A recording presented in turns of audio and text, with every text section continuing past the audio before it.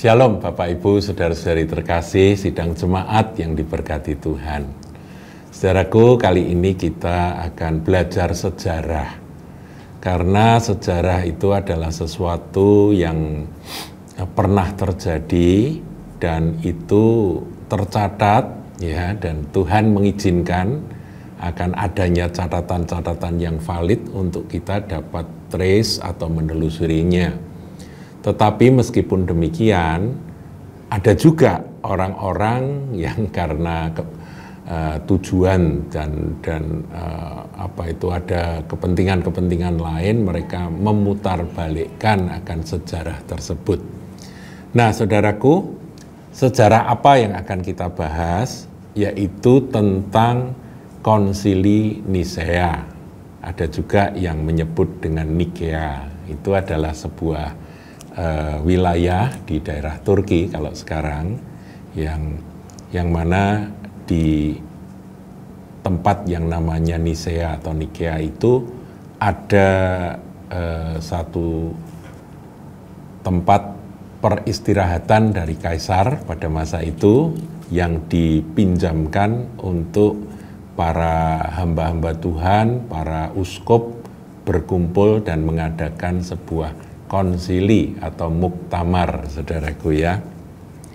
Nah, saya perlu sampaikan bahwa tema utama dari Konsili Nisea tahun 325 Masehi itu adalah membahas pengajaran bidat Arius yang pada masa itu pengaruhnya makin lama makin luas. Dan sebelum Konsili Nisea itu diselenggarakan, memang ada gonjang-ganjing teologi ya, munculnya itu di Alexandria, di mana ada seorang imam yang bernama Arius, presbiter, seorang imam, saudaraku, bukan uskup, dia hanya imam, tapi dia sangat karismatik, jadi dia sangat berwibawa, sangat pandai, cerdas, dan pengaruhnya sangat kuat. Dia mengajarkan bahwa Yesus yang adalah Logos atau Sang Firman yang menjadi manusia, ya sama dengan kita imannya, dia katakan itu ciptaan. Jadi Logos atau Firman itu adalah ciptaan, ya otomatis Yesus itu juga ciptaan, begitu ya. Dengan demikian berarti menurut Arius, Allah Bapa itu pernah tanpa logos, ya kan, sebelum menciptakan logos dia berarti pernah tanpa logos, tanpa firman. Ya kita pernah bahas ya, kalau Allah tanpa firman ya bisu ya saudaraku, atau linglung, karena logos itu kan juga pikiran Allah. Kemudian logos, firman atau Yesus atau Sang Putra itu tidak setara atau sehakikat dengan Bapa. Ini inti ajaran dari Arius. Dan kelompoknya disebut kelompok Arian atau Arianisme. Nah, saudaraku, sampai hari ini ternyata masih ada kelompok yang menyebut diri mereka gereja Tuhan, tetapi mereka meyakini akan prinsip teologi atau dasar teologi seperti yang diajarkan oleh Imam Arius ini. Ya, ada saksi-saksi Yehova, Unitarian, kemudian ada gereja Christadelphia, gereja Mormon, itu semua pandangannya seperti ini. Jadi itu turunannya. Ya kalau mereka sih kita katakan itu bukan Kristen, itu adalah iman yang lain, meskipun mereka kadang memakai Alkitab kita, meskipun biasanya ada kitab suci yang lain. Tetapi yang menyedihkan, ada hamba-hamba Tuhan yang bisa terjebak dan kembali kepada pengertian-pengertian semacam ini. Saya pernah, saudaraku, berdiskusi dengan seorang hamba Tuhan, masih muda dia, dan dia begitu yakin bahwa apa yang disampaikan Arius ini adalah kebenaran, bahwa Yesus adalah ciptaan, Logos adalah ciptaan. Aneh ya? Berarti ini kita berperang melawan roh, saudara. Bukan hanya sekedar pengajaran saja. Nah, kembali kepada konsili di Nisea tahun 325. Ada polemikus dari agama lain yang menyerang akan iman Trinitarian, iman kita yang mempercayai bahwa Allah itu Esa, menyatakan diri dalam 3 pribadi, yaitu Bapa, Putra, dan Roh Kudus. Itu iman Kristen, saudaraku. Itu diserang oleh orang dari agama lain, polemikus. Ya, salah satunya yang bernama Irene Handono itu. Dia mengatakan bahwa sebetulnya ajaran Kristen yang sekarang ini, yang percaya Allah Esa 3 pribadi itu adalah buah karya atau hasil dari tekanan Kaisar Konstantin pada waktu sidang atau konsili di Nisea tersebut. Saudaraku, ini bukan saja salah sejarah atau kesalahan sejarah, tapi pemutarbalikan sejarah. Saya harus sampaikan bahwa sebetulnya apa yang disampaikan oleh Ibu Irene Handono itu sebetulnya terbalik dari faktanya.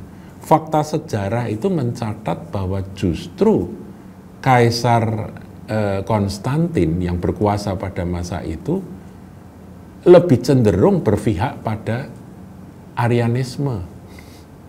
Ngerti ya saudara? Karena apa? Karena Kaisar bukan seorang teolog, dia seorang penguasa. Dia memang sudah menerima kekristenan tanda kutip, tetapi debat teologis di dalam kekristenan dia tidak tahu apa-apa. Dia lebih memikirkan yang penting wilayah dari kekuasaannya itu aman, begitu ya, jangan sampai ada keributan, jangan sampai ada konflik, termasuk konflik agama yang karena pada waktu itu sudah menjadi Kristen, jangan sampai ada. Cuman begitu saja concern daripada Kaisar Konstantin. Jadi bagi Kaisar, konflik teologis antara, ya ini saya sebutkan ya, awal mula itu adalah Uskup Alexander yang menjadi patriark atau bapak gereja pada waktu itu di wilayah Alexandria, itu mendengar bahwa ada pengajaran yang berkembang dari seorang presbiter atau seorang imam yang bernama Arius yang ada di wilayah dari Alexander, dari Uskup Alexander. Nah, Arius ini ngajarkan yang tadi itu, saudaraku, poin-poin itu, dan dia tahu ini bertentangan dengan iman rasuli yang diyakini oleh gereja yang benar. Dipanggil, diajak bicara, ngeyel, saudaraku, begitu yakin kepala batu tidak bisa ditekuk, dia begitu yakin bahwa Yesus adalah ciptaan, Yesus adalah ciptaan. Jadi rupa-rupanya pada saat itu Arius ini dikuasai oleh roh penyesat. Dan roh penyesat itu memang punya rencana bahwa melalui Arius ini nanti roh tersebut akan terus mengalir sampai akhir zaman. Kita harus ngerti, saudaraku, ini peperangan roh. Dinasehati tidak bisa, dibujuk, diarahkan nggak bisa, dia keras kepala, dia meyakini. Akhirnya diadakan sidang sinode di Alexandria. Nah, ketika sidang itu dilaksanakan, sidang di Alexandria tahun 318, jadi jauh, saudaraku ya, masih 7 tahun sebelum Nisea, sebelum konsili Nisea. Konsili itu kan semua ya, nanti bukan hanya di Alexandria atau Mesir, tapi dari daerah-daerah lain itu nanti kumpul bareng gitu ya. Tapi ini awalnya itu di Alexandria atau Mesir, saudaraku. 318 Masehi, Arius menolak draft pengakuan iman yang disodorkan. Ini loh pengakuan iman rasuli yang kita warisi dari para rasul dan bapak-bapak gereja, yaitu bahwa Yesus Kristus Juru Selamat kita, Tuhan kita, itu adalah Sang Firman yang dari kekal. Sejak semula dia bersama-sama dengan Allah. En arche en holokos, kai holokos, en prostonteon, kai theos en holokos. Jadi pada mulanya itu betul-betul dari kekal, itu theos Allah Elohim itu bersama-sama dengan firman-Nya, dengan logosnya. Dan logos itulah yang menjadi manusia, ayat 14 ya, dari Yohanes 1 ayat 14. Dan firman itu telah menjadi manusia dan diam di antara kita. Jadi saudara,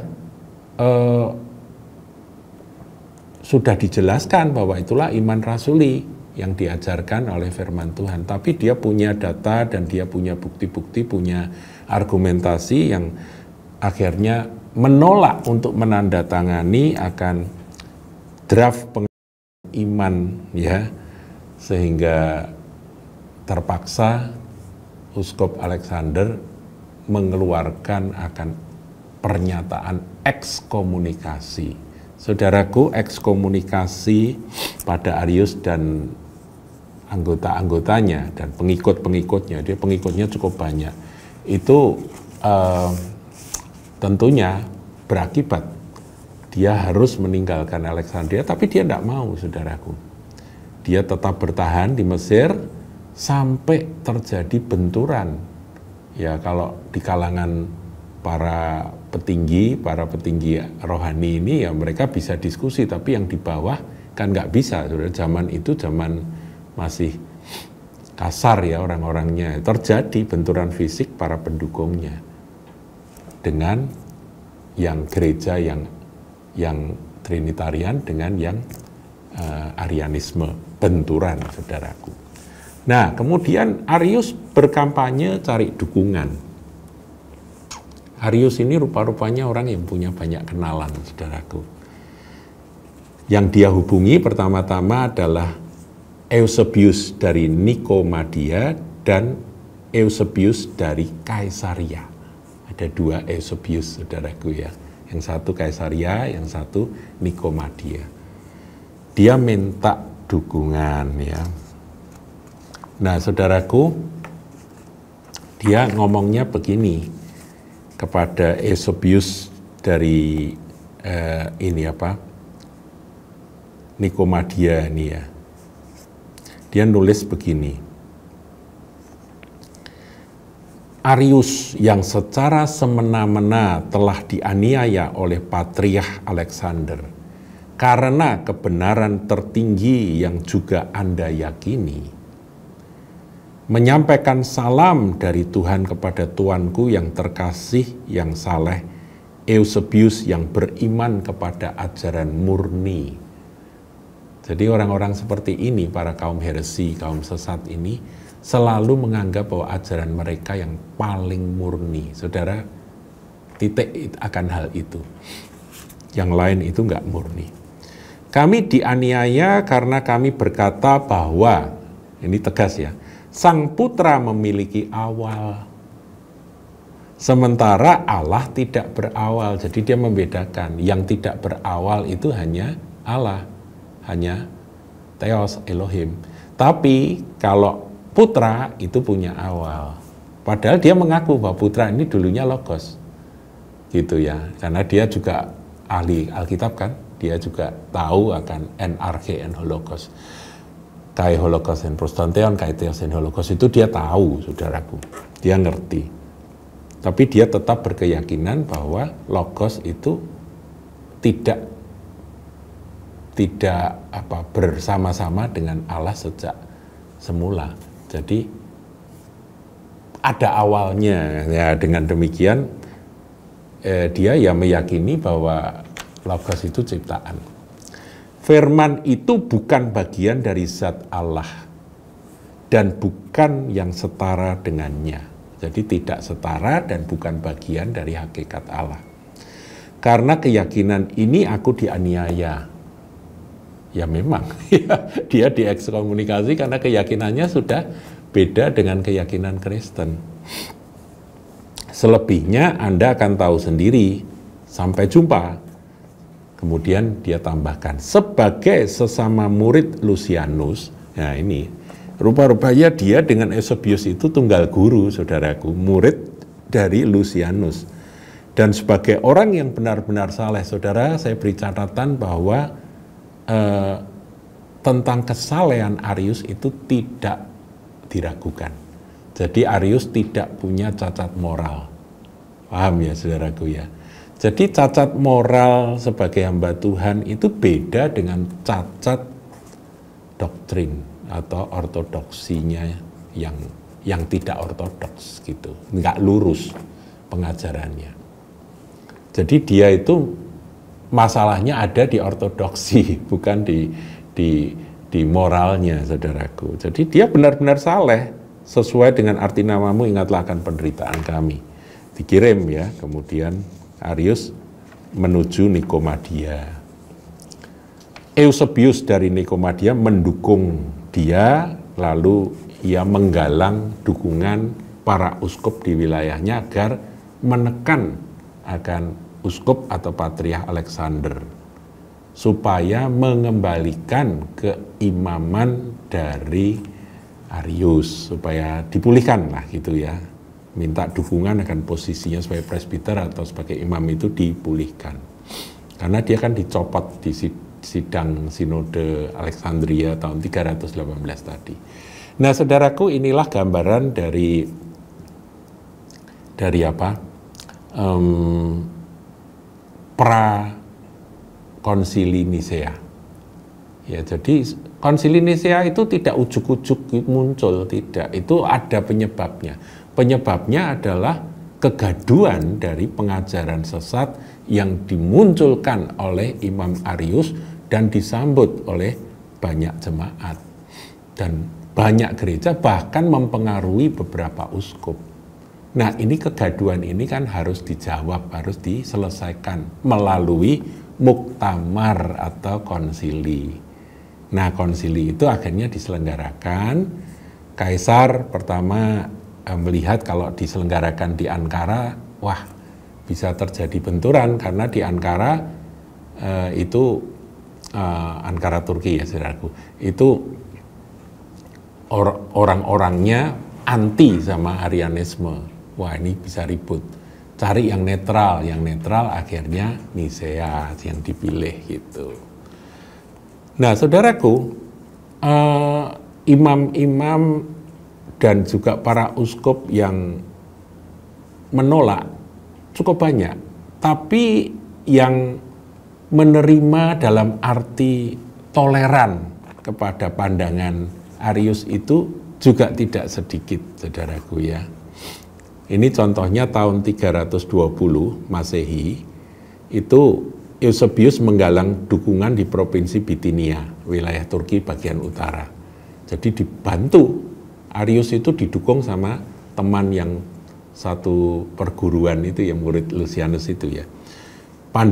Yang meyakinkan bahwa pandangan Arius itu masih dalam batas-batas ortodoksi, jadi masih lurus gitu. Karena apa? Nah di sini ada hal yang cukup menarik, ini saya bacakan saudaraku ya, catatan dari buku ini ya. Ada hal yang cukup menarik. Pada saat Arius diberi kesempatan untuk berbicara, menyampaikan pembelaannya di Bitinia, di sana sikap Arius melunak. Padahal sebelumnya Arius dengan keras melawan ajaran firman Allah atau logos itu kekal di dalam Allah. Itu ditentang habis-habisan. Seperti tadi ya, suratnya kepada Eusebius tadi ya, saya bacakan.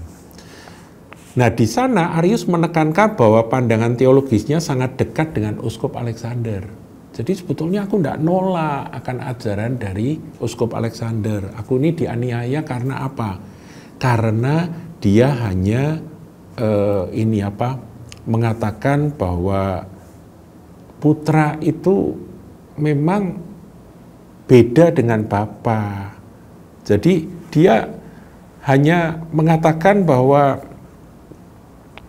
sang putra memang lebih rendah dari sang bapa dalam posisinya ketika turun berinkarnasi sebagai manusia. Ibrani 2 ayat 9. Nah memang benar saudaraku, Yesus itu kan ketika jadi manusia, jangan kata dia lebih rendah dari bapa, sama manusia aja dia merendahkan diri serendah-rendahnya, ya toh? Kalau dia Allah dan mempertahankan keilahiannya, mana bisa dia dianiaya, disalibkan sampai mati. Kan enggak, memang dia melepaskan itu kenosis sehingga dia lebih rendah. Bahkan Ibrani mengatakan dia lebih rendah dari para malaikat, kan dikatakan begitu. Nah, jadi ini kelicikan dari Imam Arius, saudaraku. Dan saya melihat gejala semacam ini kok ya ada sampai hari ini. Ada hamba Tuhan yang tadinya ngotot mengatakan begini, secara hakikat tidak sama, tapi samar-samar begitu ketika diserang, dia balik dengan mengatakan, ya pokoknya ini kan Yesus itu kan lebih rendah dari Bapa. Iya, memang secara fungsi memang anak itu taat pada Bapa, karena dia kan contoh teladan sempurna yang harus kita tiru. Kita ini kan panutannya Yesus. Yesus itu bagaimana sikapnya terhadap Bapa, itu yang kita ikuti. Paham ya saudaraku ya? Tetapi siapakah dia? Dia adalah Logos, Sang Firman. Dan siapakah Logos? Logos itu bersama-sama dengan Allah sejak semula. Jadi anak dan Bapa itu memang secara hakikat ya, bukan fungsi ya saudara, dan bukan pribadi. Tapi secara fungsi, secara hakikat satu. Aku dan Bapa adalah satu, itu satu hakikat. Kalau engkau melihat aku, engkau melihat Bapa, itu kata Tuhan Yesus. Itu melihat apanya? Melihat hakikatnya, saudara. Bahwa Bapa sepenuhnya ada di dalam Yesus secara hakikat. Jadi, saudara, kita ini harus hati-hati di dalam ortodoksi. Nah, sidang yang tadi mengekskomunikasi itu mau dibatalkan ya oleh usaha dari Arius ini. Tetapi hal itu akhirnya malah menjadikan, ya kalau memang demikian kamu nggak mau, ya ayo kita jadikan ini sebuah konsili. Disitulah lahirnya konsili Nisea. Dan di konsili Nisea itu betul-betul Imam Arius dianggap bidat, saudaraku. Nah, setelah dia dianggap bidat, sudah dia diekskomunikasi. Karena semua akhirnya berpegang pada iman rasuli, bahwa Logos itu berasal, itu memang bersama-sama dengan Allah sejak semula, jadi tidak berawal dan bukan ciptaan. Dia sehakikat dengan Bapa, setara dengan Bapa dalam hakikat. Itu sudah nggak bisa ditawar lagi. Nah, masih usaha, saudaraku.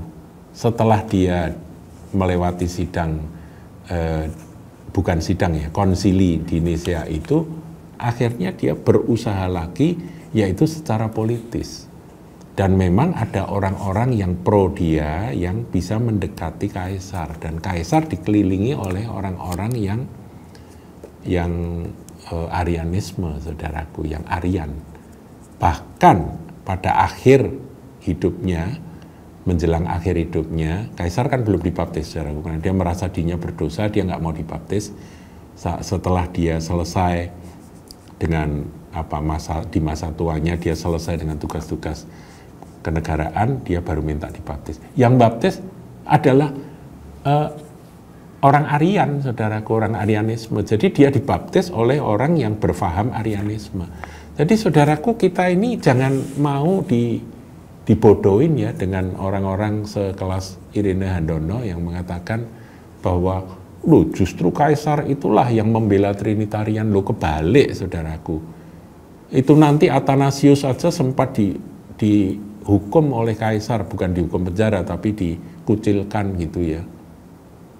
Karena apa? Karena bertentangan dengan kaisar. Athanasius itu muridnya Alexander. Ya, inilah sekilas tentang betapa history atau sejarah itu sering diputar balik oleh orang-orang yang tidak mau tahu tentang kebenaran yang sesungguhnya dari sejarah. Mereka hanya membela keyakinannya dan memutar balik dengan tanpa malu tentang kebenaran yang sesungguhnya dari peristiwa sejarah. Jadi saudara, saya ulangi ya, Kaisar sama sekali tidak pro dengan yang Tritunggal, tidak. Kaisar tuh nggak tahu, nggak ngerti tentang masalah debat teologis itu, dia nggak paham. Siapa yang dekat sama dia, ya itu aja yang diterima, dan yang bisa nempel deketi justru orang-orang Arianisme, gitu. Nah, yang membaptis dia juga pendeta Arian, gitu ya. Paham ya saudaraku ya? Jadi jangan mau ditipu, jangan mau dibohongi. Konsili Nisea itu sejarah aslinya seperti itu. Nah, bagaimana dengan akhir hidup dari Arius? Tuhan bertindak. Ketika dia tidak boleh ikut, ya dia tidak boleh ikut. Ini kisahnya ya. Saya bacakan ya. Ini perlawanan penghabisan dari Patriark Alexander dari Konstantinopel menghadapi Arius yang didukung Kaisar. Nah, dikisahkan ketika Arius, Eusebius dari Nikomedia dan beberapa uskup pro-Arian tiba di gereja Konstantinopel, mereka membawa mandat, saudaraku, mereka itu membawa surat dari Kaisar, karena mereka dekat dengan Kaisar. Dan Uskup Alexander tidak bersedia menemuinya. Dan pada hari Minggu, ketika sang uskup itu masuk ke gereja untuk berdoa, kemudian di sana dia menangis dan dia berpuasa supaya terbebas dari dosa karena dipaksa merayakan Ekaristi, saudaraku ya, merayakan perjamuan kudus bersama dengan kaum bidat yang menolak keilahian Tuhan Yesus. Dia sedih sekali. Dia betul-betul, ini ada kelompok orang yang mau maksa ikut bareng-bareng makan perjamuan kudus, padahal mereka menolak keilahian Tuhan Yesus. Jadi Patriark Alexander ini sangat-sangat mengasihi Tuhan dan sangat memuliakan Tuhan Yesus.